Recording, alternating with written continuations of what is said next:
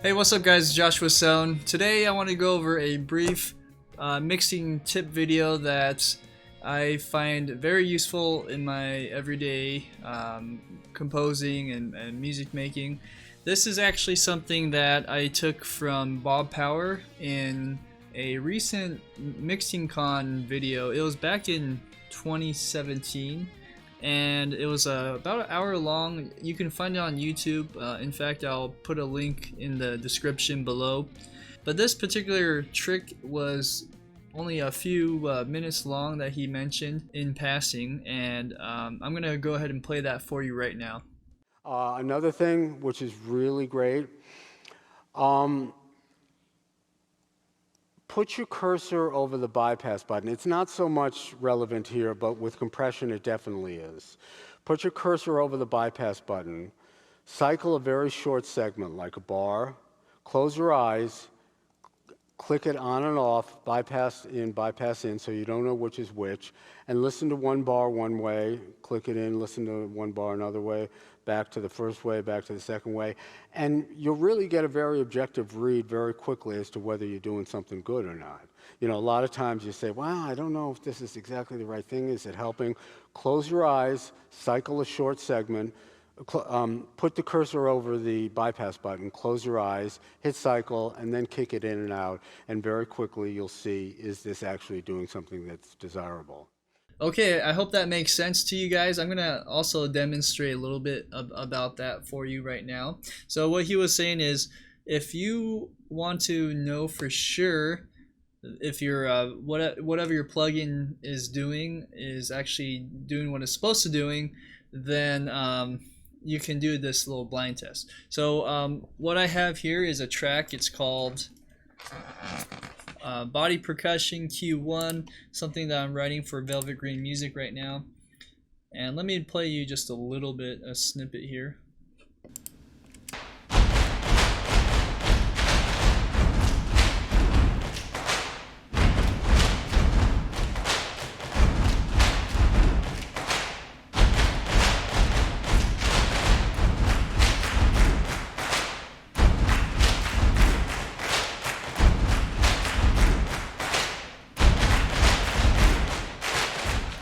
This is still fresh in my ears and whatnot. That's why I wanted to present it to you guys. So right now, this is my stem chain, and what I'll do is I'm gonna kind of show you how this works in context in real time.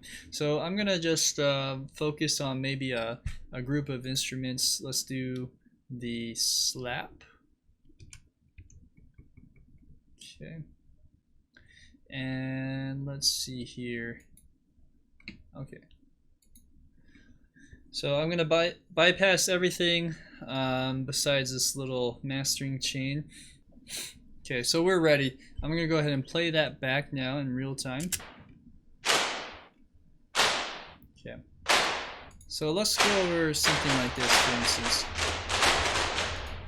The envelope shaper that I have going on right now is mainly to reduce the release time of what's going on, so the tail of the room, and making it a little bit shorter sounding. So really it's not much, it's just negative 2.8, and also I reduced the attack a little bit. So let's go ahead and I'm going to do that bypass test. I'm going to close my eyes and start clicking away. Okay, so now I don't know what where I'm at on that, and then I'm gonna press play. Okay, so right now this is clearly longer. This is clearly shorter, so I have it on right. Yep, yeah, that's exactly what I wanted on there. Virtual tape machine, adding saturation on there. I'm gonna try that again. Now let's see if I can hear the difference. I'll put the sound up just a little bit.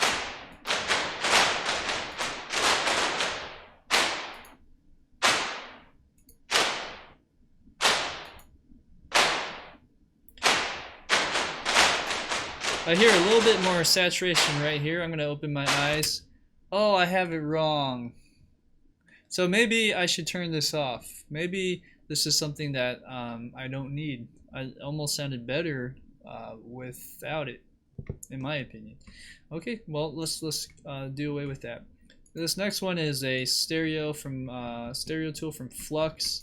Okay, what did I do here? So I actually narrowed the stereo field just by a little bit, like about 22-25%. Okay, let's go ahead and do the same thing. Do this. All right, here we go. Press play. Okay, clearly this is the narrow image.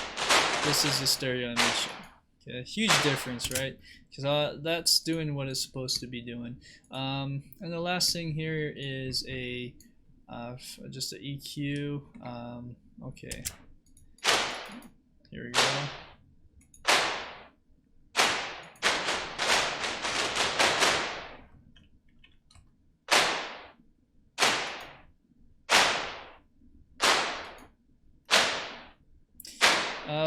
This is one's very subtle, so I'm not sure if it's really doing anything.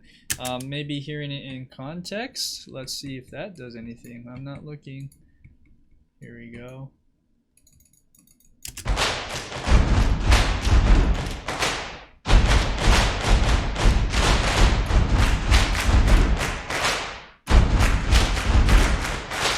So that sounds a little bit more attenuated in that higher mids. Am I right? Okay, yep, I'm right on that one. Okay, and last is the vitamin, which is another saturation tool.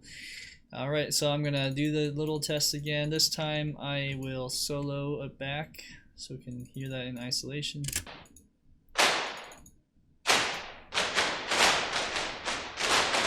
Okay, here's the test.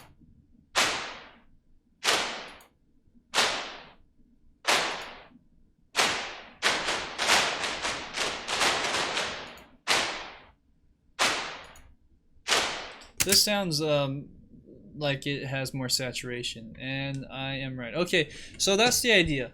It's something that will help train your ears and not your eyes, and I highly recommend doing this a lot, just as an experiment at first, but also doing it in your daily routine while you're mixing your own music. So some thoughts on this is sometimes you don't need to always add or process stuff.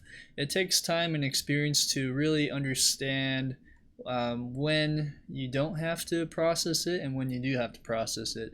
And Chris Lord Alge, in his own words, says this in this video that I saw recently. Is going to process this, that, and the other. Is there? If you process everything, you eliminate the dynamics, and you actually eliminate it. You make every finger stand up the same way. So a song is supposed to have certain areas where the dynamics pop up and down, and parts will work as a puzzle. You know, imagine if you made every puzzle piece the same. It's going to be really hard to make it interesting. So you have to actually look and see what needs processing and what doesn't. What needs a sound and what doesn't.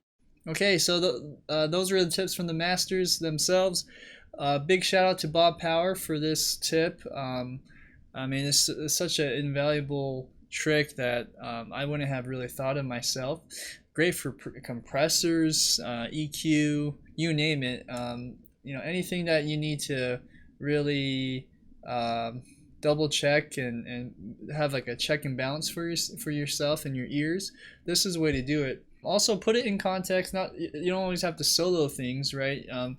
Try doing it and how it sounds in the mix, in context of the whole mix as well. Okay, so thanks for watching this video today. I am very close to the 1,000 subscriber mark, so I hope this video will help get me there. If you enjoy my videos and like to support me in what I do, please subscribe. Let's get to that 1,000 mark, and we'll have to celebrate, and maybe I'll do another fun video at one of you guys' requests. So that's it. Love you guys, and I will see you later.